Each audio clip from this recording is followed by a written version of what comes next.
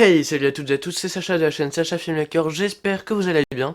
En tout cas, moi pour ma part ça va nickel, c'est parti, jingle.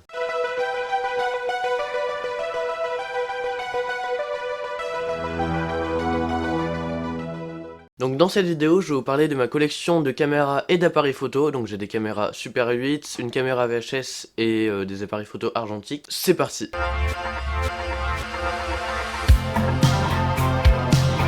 En premier, je vais vous parler de la Bauer C107 XL. La production de cette caméra a commencé en 1979, donc c'est la pièce la plus vieille de ma collection. Pour mettre la pellicule sur cette caméra, on doit ouvrir à l'arrière de la caméra pour insérer la pellicule comme si tu mettais une carte SD. Alors que sur les autres caméras Super 8 que je possède, faut ouvrir une trappe sur le côté pour la mettre à plat et pas insérer à l'intérieur. Sinon cette caméra, je trouve, elle est assez évoluée par rapport aux autres. Il y a pas mal de boutons un peu partout. L'objectif, un 745 f1.2 constant, donc c'est quand même pas mal. Sinon cette caméra peut filmer en 18 images secondes maximum par rapport à d'autres caméras comme une Beaulieu qui peut filmer à 24 images secondes. Ça sera moins saccadé mais c'est quand même passable. Toute la caméra fonctionne encore. Quand on appuie sur la gâchette pour déclencher une vidéo, elle fonctionne.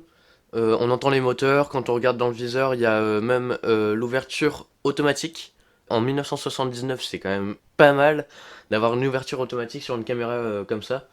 Et pour passer en ouverture manuelle, on ouvre une petite trappe ici, et bam, tu choisis ton ouverture. On avançait la petite gâchette là pour passer en mode macro et faire la mise au point encore plus précisément. Cette caméra, c'est la première caméra Super 8 que j'ai eue dans ma collection, c'est le tout début de ma collection. Je l'ai payé 15 € et elle fonctionne toujours, donc ça c'est vraiment pas mal. Et niveau style, je vous mets des plans maintenant, c'est parti.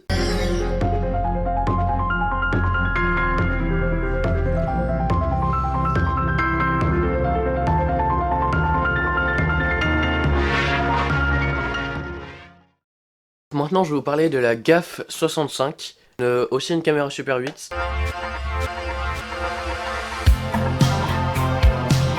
Cette caméra, elle est franchement belle. Elle a une finition plastique imitation bois sur les côtés, donc sur un peu le boîtier. J'ai pas trouvé beaucoup d'informations, enfin j'ai pas trouvé du tout d'informations sur internet sur cette caméra. On m'en a fait don. Donc sur cette caméra, pour mettre la pellicule, on ouvre sur le côté, hop, une trappe sur le côté et on met la pellicule comme ça. Sur cette caméra, on ne retrouve pas beaucoup de boutons par rapport à la Bauer C107 XL. Pour moi, j'ai l'impression que cette caméra est plus entrée de gamme du fait de sa taille. Par exemple, la poignée ne se rabat pas. Au niveau des finitions, on sent un peu que c'est cheap par rapport aux autres caméras que je possède.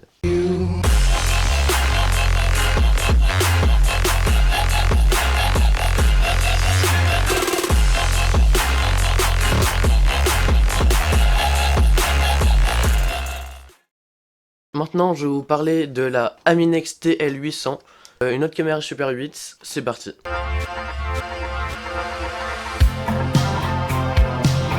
Sur cette caméra, je n'ai pas trouvé beaucoup d'informations, je la trouve pas sur internet, même des images ou sur eBay, je la trouve pas. Elle est peu fréquente, on va dire, donc j'ai quand même une pièce un peu rare dans ma collection. Donc cette caméra, c'est aussi une caméra Super 8.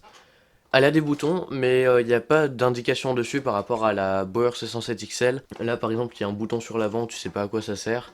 C'est un peu bête. Sur cette caméra, on ouvre sur le côté encore, on met la pellicule comme ça, et on referme, et on est prêt à tourner. Cette caméra, elle a une petite spécification que les autres n'ont pas.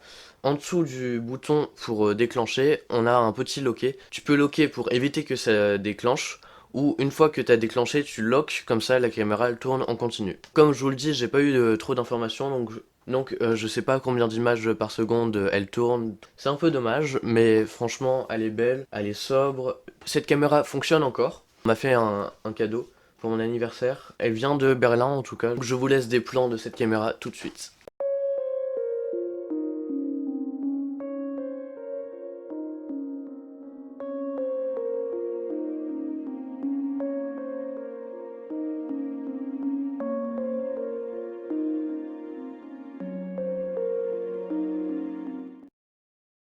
Alors tout de suite, je vais vous parler de ma caméra VHS, une Hitachi C52S.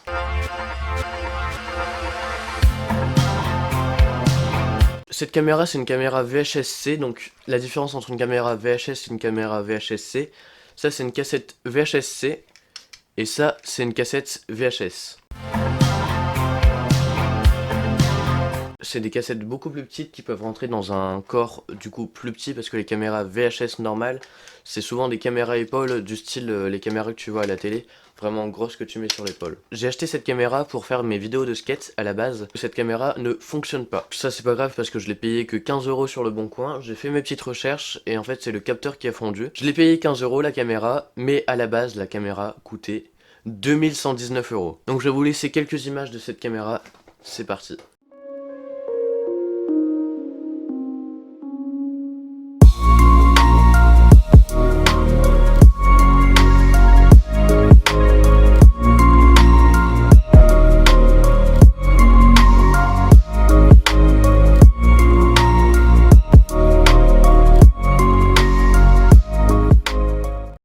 Donc maintenant je vais vous parler du Canon EOS 50.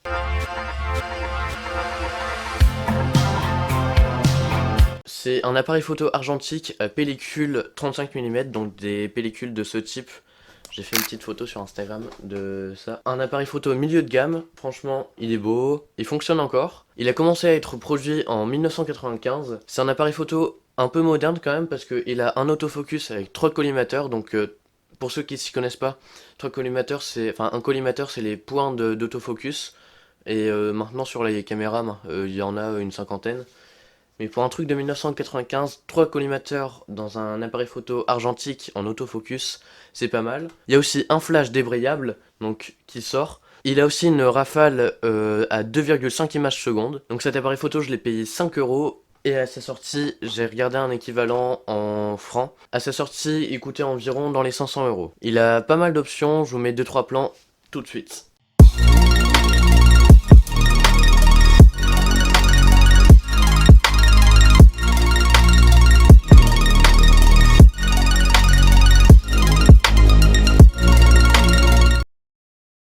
Maintenant on se retrouve avec le Canon EOS 5000.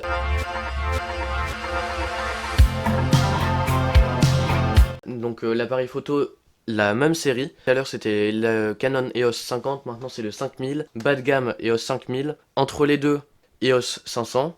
Milieu de gamme, EOS 50. Haut de gamme, EOS 5. Donc c'est aussi un appareil photo argentique plein format, à pellicule 35 mm. Il y a beaucoup moins d'options et moi j'ai trouvé qu'il était compliqué à manipuler même si j'ai pas fait de photo avec. Pour les molettes, il y a juste une molette de sélection pour les options et j'ai trouvé que c'était vachement compliqué pour gérer l'ouverture. C'est pas pareil que sur les EOS 50 où il y a des molettes un peu comme sur les appareils photo numériques de nos jours. Que cet appareil photo je l'ai eu à 20 €. Puis à la base il coûtait dans les 300 €. Donc je vous mets des images maintenant.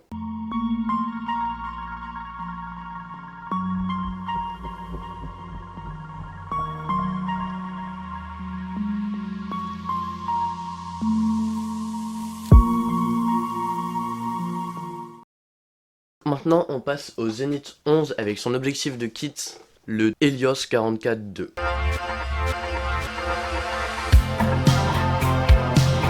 Alors ce boîtier il a commencé à être construit en 1981 jusqu'à une certaine date, je crois que c'est 1990, un truc comme ça. Le Zenith 11 est un appareil photo de fabrication russe avec son objectif de kit Helios 44-2. Les objectifs Helios sont des copies des objectifs Zeiss à l'époque, donc je pense que ce boîtier est aussi une copie. C'est un boîtier plus un objectif à monture M42 que l'on peut aujourd'hui encore utiliser sur nos boîtiers. J'ai payé ce boîtier plus cet objectif à 15 €. J'ai pas eu d'informations sur le prix initial.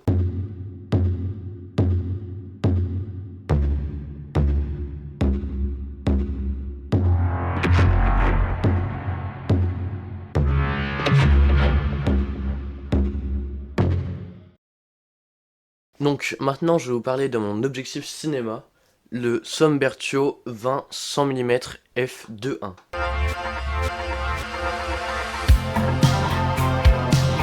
Cet objectif, j'ai trouvé aucune information dessus, je suis allé dans l'historique des objectifs Sombertio, j'ai rien trouvé. Sombertio, c'est une marque parisienne, française d'objectifs cinéma. Cet objectif, c'est à monture Simount, donc c'est la monture sur les caméras Super 16. Les caméras Super 16 sont des caméras cinéma, donc je possède un objectif cinéma. Ensuite, la monture C-mount a été utilisée pour les caméras de surveillance. C'est de là que vient l'objectif 25 mm f1.7 que tu peux monter sur ton Panasonic Micro 4 tiers et il coûte que 25 euros. Donc cet objectif, je peux le monter sur un appareil photo Micro 4 tiers.